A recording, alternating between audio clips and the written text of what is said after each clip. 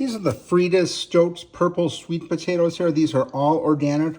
These are really great sweet potatoes. It's a purple sweet potato, so when you peel the skin off of here, this is what it looks like inside here. It's purple. These are cooked right here. So what I do with these, I'll just peel these here, and I'll slice them up into pieces like this, put them on a baking sheet, set the oven to 450 degrees, put some coconut oil on there, season them up with some Celtic sea salt or Redmond's, cook them for about 30 minutes, flip them over halfway each side. These things turn out great. Again, this is what they look like right here. These are just, they have such a great taste to them. They're kind of like they're a little crispy when you make them. They're like potato chips kind of, just have a really excellent taste.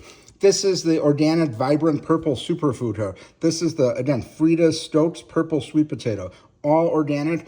If you'd have picked these up locally, you're definitely going to like these. The purple sweet potatoes are the best. Highly recommend checking these out. They got a really great taste, lots of nutrients, lots of benefits in eating these. Check them out.